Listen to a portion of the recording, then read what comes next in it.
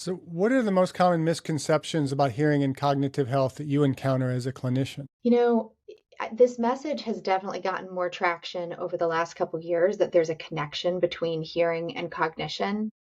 Sometimes people come in and they overstate it, and I want to be really cautious about that. They'll say, I don't want to get dementia, so I better get hearing aids. I say, whoa, whoa, whoa, back up a little bit.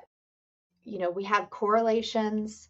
There are things that hearing loss can do um, that can affect your social interactions, your brain health, but this is not a direct one to one. You're not just going to get dementia because you had a hearing loss. That is not the case at all. So that's the one that I hear most often. And I think they're hearing the message and they're kind of boiling it down.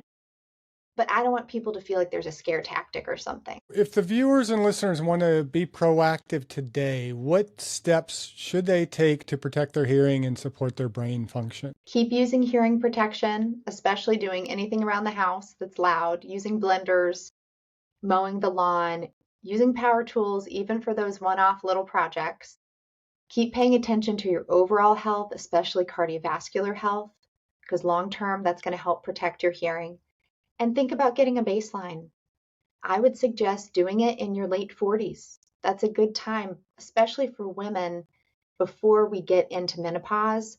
It's important to get a baseline before you have hormonal changes that could have an impact as well. Are there any lifelong recommendations? We often talk on this podcast how aging well begins at conception, is what we generally say. How should we be approaching hearing health throughout the lifespan? I mean, you mentioned at 40 really starting to look at getting checked, but what about in that first 40 years? Yeah, this is where prevention is going to be much better than a cure, and you're going to thank yourself later.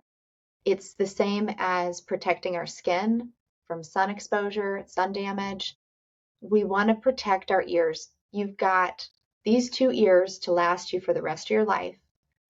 And as fun as it is to turn the volume up, just be thoughtful about duration. You can enjoy that loud song, but then you're going to turn it back down because you want to age well. So, speaking of aging well, how do you define aging well? You know, my definition is I don't want life to change that much. 40s, 50s, 60s, 70s, I would like to still be able to spend time with friends on walks and restaurants. I want to be able to play games that I enjoy, even physical ones, whether it's playing some tennis or some pickleball.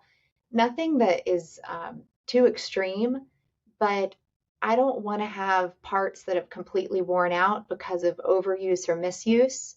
There's some things that we can't avoid in life. We've genetics, there's environmental factors, but of the things we can take care of, I think we've got one body and it's our job to be a good steward of that body and mind.